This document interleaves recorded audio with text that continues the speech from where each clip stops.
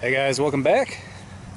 So this is going to be a little bit of a rant. It's not my normal type of a video, especially because I normally don't like to talk about work or current events. I like my channel to be sort of a release from all that, right? Something you do to take your mind off of that. But anyways, in this one particular case, I'm just going to do a little rant here because some of y'all know that I am an emergency management director for our county. That's about 34,000 people and almost 600 square miles. Because I see what's going on with this Hurricane Helene and what's going on in East Tennessee right now, and I think a lot of the discord, right? A lot of the discussion about this response is stemming from people who don't have an understanding of what emergency management's role is and how disaster response works. So, just to get a few things out of the way, coming from an emergency management director, some people have this misunderstanding that emergency management doesn't want you to be a prepper. We want you to sit tight and wait to be rescued. And it's just not the case. No, for sure, I would want more preppers in my jurisdiction, right? Because I don't have to worry about preppers freaking out and trying to, fight somebody's meemaw for the last jug of milk or the last loaf of bread, before a snowstorm, right? I know they're going to be able to make it through a day without electricity. In fact, we tell pretty much anybody that will listen, which isn't very many people typically, but anybody that will listen will say, you are the responder until a response gets there. And you have got to be an active participant in your own rescue. And a lot of people don't want to hear that. We encourage people to have a go bag, right? It ain't got to be a bug out bag or an inch bag, but just something, right? We want you to have supplies for at least 72 hours, right? That's like our bare minimum. Please prepare for at the very least 72 hours. And if you can do that, you're going to be ahead, honestly, you're going to be ahead of like 98% of the population out there. So, yeah, for sure, we love preppers. We wish more people would prepare, but a lot of people just won't do it, okay? But now, with that being said, a little bit on what I see going on in East Tennessee. Okay, so I've seen a lot of videos and I've seen a lot of hate floating around about the response for Hurricane Helene in eastern Tennessee. And even from some of my fellow Tennesseans, like Johnny B, love his channel, watch it all the time. But, pardon my language here, I'm going to quote him. He said that Tennessee hasn't done dick. And if you honestly believe that, that's a dead giveaway right there that you don't understand what's going on, okay?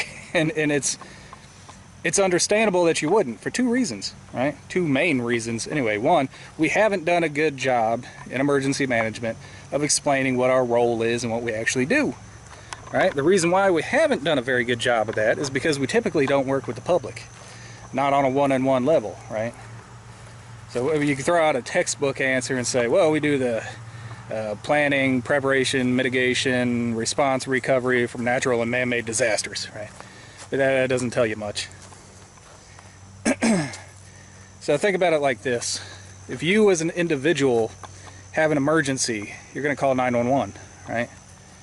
And that dispatcher is going to orchestrate a response for you based on your needs, be police, fire, EMS, something like that.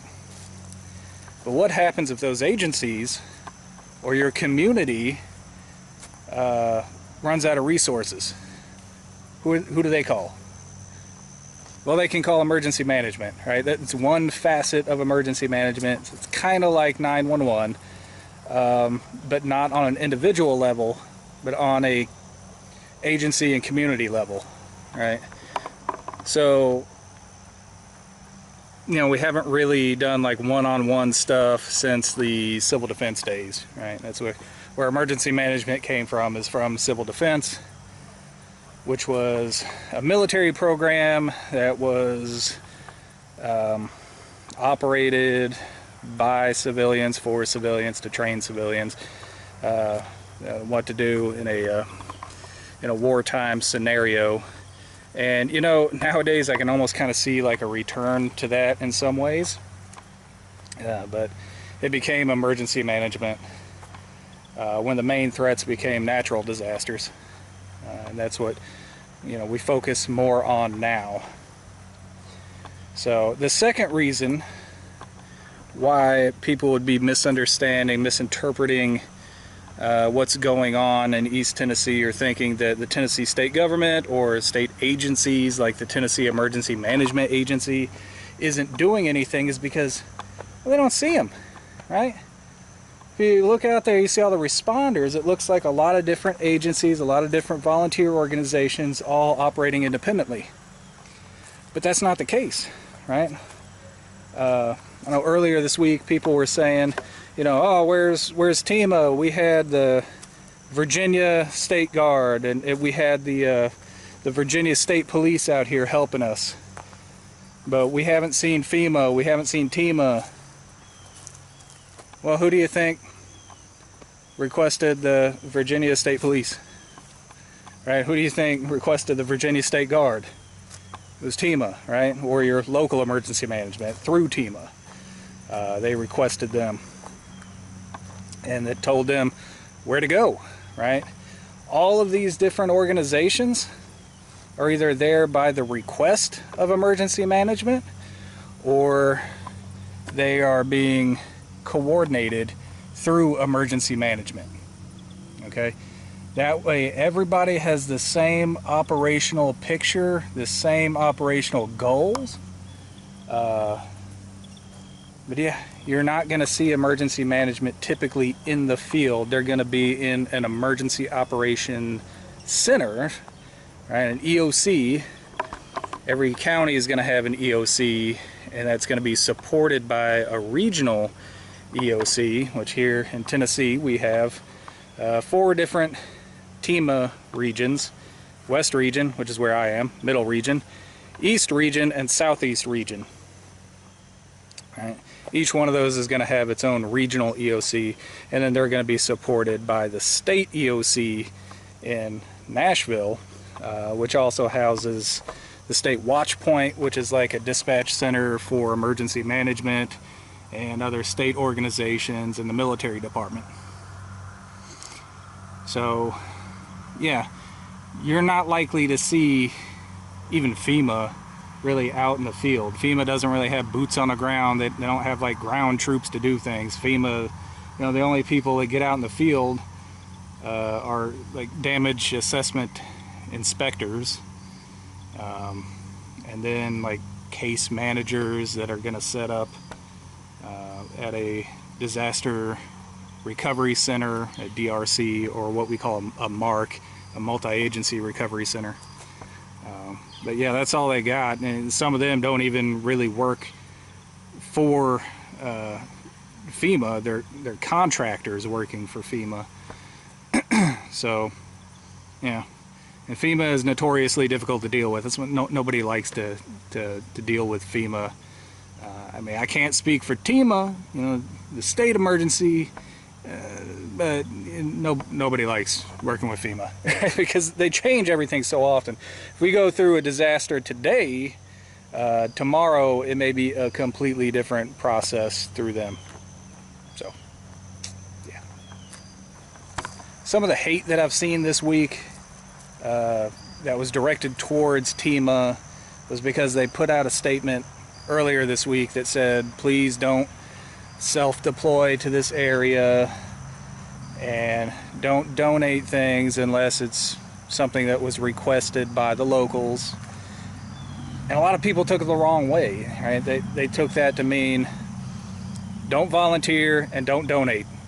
And they're all like, well, how dare you say that I can't donate or volunteer to help our neighbors? And that's not what they said. They said don't self-deploy, which should be obvious. No public service agency is going to tell you to come into an area that's actively flooding.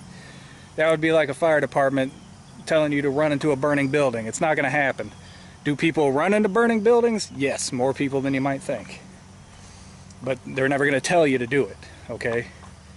In fact, it's a pretty good analogy, right? If you're driving home and you see a house on fire and the fire department is out there and they're trying to, you know, fight that fire, you wouldn't just jump out of your car and run over there and start grabbing hoses off the truck and, you know, following the firefighters, you know, behind them into the building or something. It would be absurd. It's kind of the same thing here. That's what they're getting at. You know, don't go into that dangerous situation. We're trying to get people out of there. We don't need more people getting in there. Okay? That doesn't mean don't volunteer. It doesn't mean they're not using volunteers. They got a ton of volunteers over there right now. Right? It's what we call VOADs, or Volunteer Organizations Active in Disasters. There's tons of them, okay? Everything, okay, like Samaritan's Purse, it's a VOAD. Red Cross is another VOAD.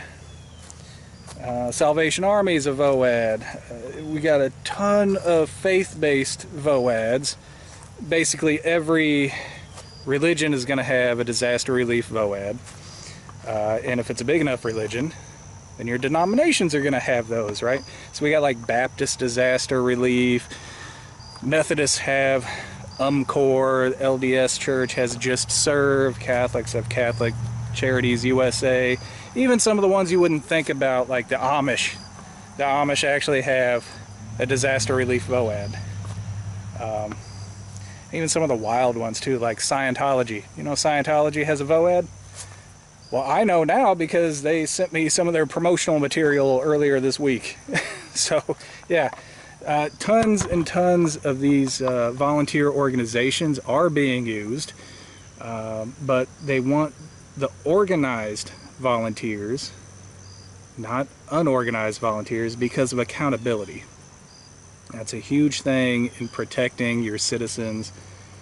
If you have just some random dude go out there, even with great intentions, you know, maybe you see a car off in a ditch, you think, yeah, I'm gonna, you know, pull that car out of the ditch or whatever, and then they end up messing it up. Now the vehicle owner is mad because they don't have any real recourse. There's no accountability. But if that was a VOAD that did that, like maybe Team Rubicon, they do a lot of off-roading type stuff. They were doing route clearance earlier this week. If they damage something, there's accountability there. They can make it right.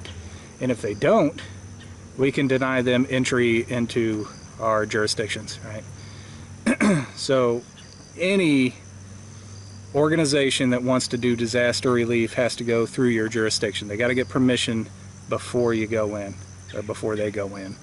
And it's just for that reason. If it's somebody that has done you wrong in the past, you can deny them entry. Whereas with individuals, you're not going to have that ability.